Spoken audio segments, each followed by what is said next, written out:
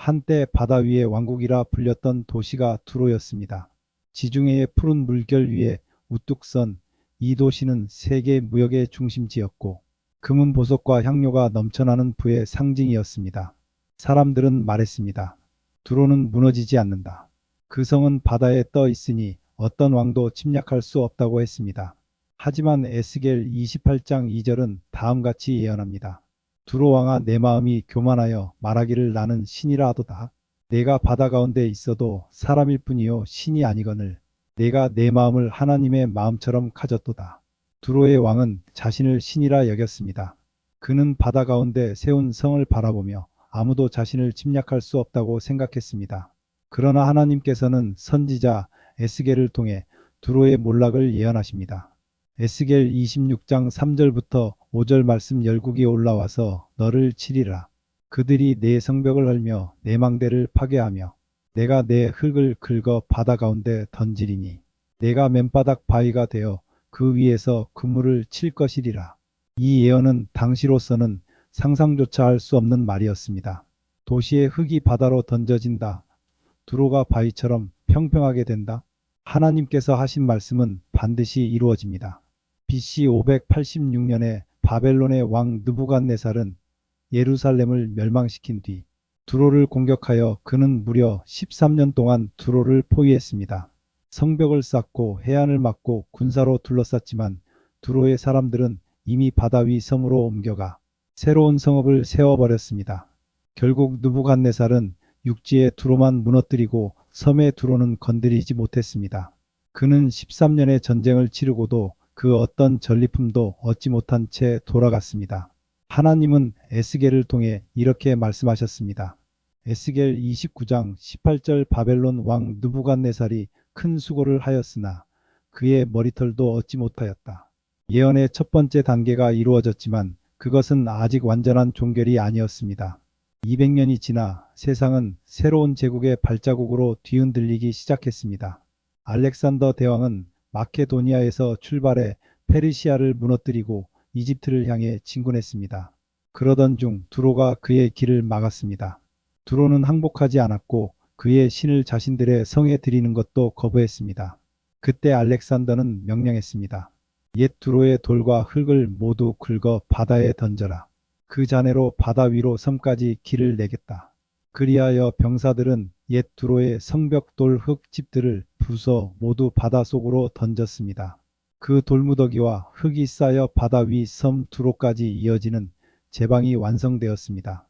그 길의 길이는 약 700m, 폭은 60m에 달했습니다.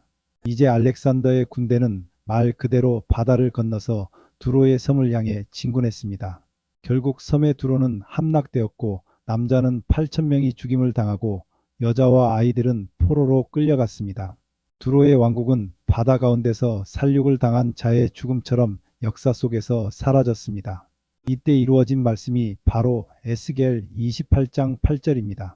내가 너를 구덩이에 빠뜨려서 너로 바다 가운데서 살육을 당한 자의 죽음같이 하리라. 에스겔보다 약 100년 후에 선지자 스가랴도 이 사건을 예언했습니다.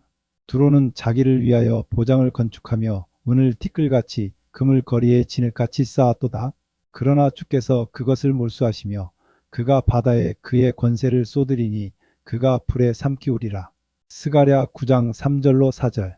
두로는 스스로를 지켰다고 믿었지만 결국 알렉산더의 군대 앞에 불타 사라졌습니다.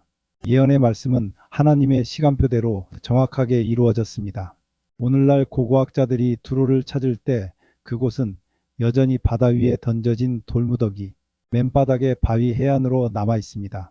그곳은 지금도 어부들이 그물을 말리는 장소입니다. 바로 에스겔 26장 14절의 마지막 구절 그대로입니다.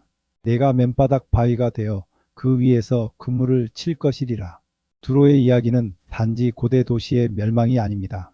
그것은 하나님의 말씀은 반드시 성취된다는 증거이고 인간의 교만이 아무리 높아도 그분의 뜻 앞에 설 수 없다는 역사적 교훈입니다. 이사야 40장 8절에서 하나님은 말씀하십니다. 풀은 마르고 꽃은 시드나 우리 하나님의 말씀은 영원히 서리라. 이 알렉산더에 대한 성경의 예언입니다. 다니엘 11장 3절로 사절장차한 능력 있는 왕이 일어나서 큰 권세로 다스리며 임의로 행하리라.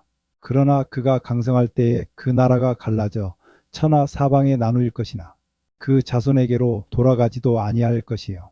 또 자기가 주장하던 권세대로도 되지 아니하리니. 다니엘 7장 6절 그 후에 내가 또 본즉 다른 짐승 곧 표범과 같은 것이 있는데 그 등에는 새의 날개 넷이 있고 그 짐승에게 또 머리 넷이 있으며 또 권세를 받았으며.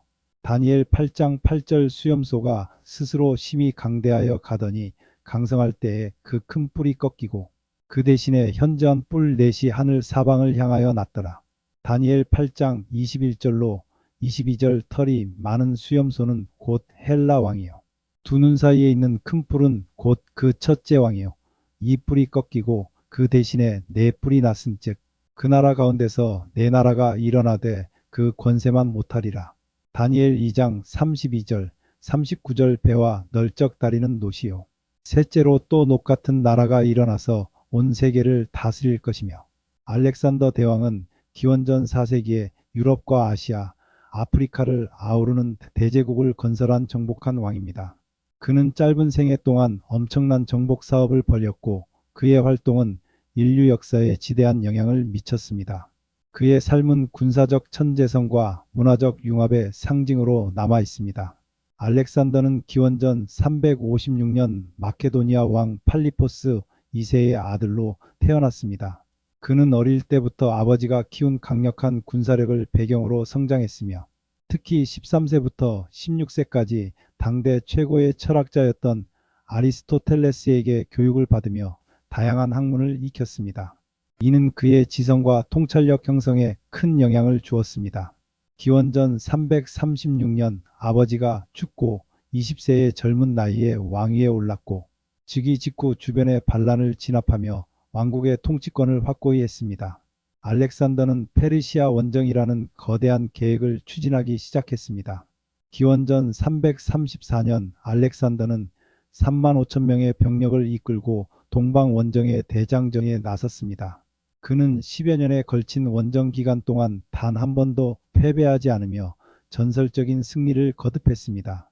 첫 번째 주요 전투인 그라니코스 전투에서 승리한 후 기원전 333년 이소스 전투에서는 페르시아의 다리우스 3세가 직접 이끄는 대군을 격파했습니다.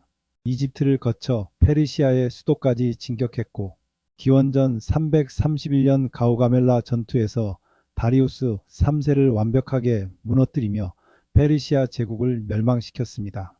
그는 동쪽으로 계속 진격하여 인더스강 유역까지 이르렀으나 지친 병사들의 반대로 더 이상 나아가지 못하고 회군했습니다. 알렉산더 대왕의 가장 큰 유산 중 하나는 헬레니즘 문화를 창조한 것입니다.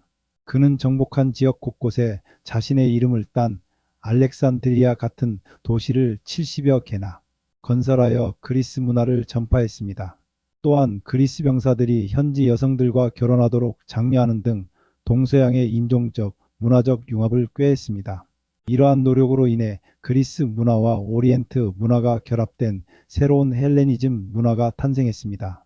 이는 철학, 과학, 예술 등 다양한 분야에서 새로운 발전을 가져왔고 이후 로마 제국과 기독교 문명에도 큰 영향을 미쳤습니다.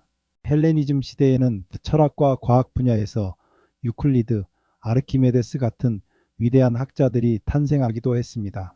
위대한 정복자였던 알렉산더는 기원전 323년 32세의 젊은 나이에 바빌론에서 갑작스럽게 사망했습니다. 사망 원인은 말라리아나 티푸스 같은 열병으로 추정됩니다. 그는 후계자를 명확히 정하지 않고 가장 강한 자에게 제국을 물려주라는 유언을 남겼습니다. 머리넷은 알렉산더 대왕 사후 그의 제국이 4개의 주요 왕국으로 나누어진 것을 예언한 것입니다. 실제로 알렉산더가 후계자 없이 죽자 그의 제국은 디아도코이 전쟁을 거쳐 결국 이집트의 프톨레마이오스 왕조, 시리아와 동방의 셀레우코스 왕조, 북마케도니아의 안티고노스 왕조, 그리고 리시마코스 왕국 4개의 왕국으로 분열되었습니다. 알렉산더의 죽음과 제국 분열은 고대 세계의 새로운 시대를 열었고 헬레니즘 시대의 본격적인 시작을 알리는 사건이었습니다. 성경은 언제 읽어도 신비롭기만 합니다. 하나님의 역사를 보면서 하나님의 말씀 앞에 한없이 겸손해지기만 합니다.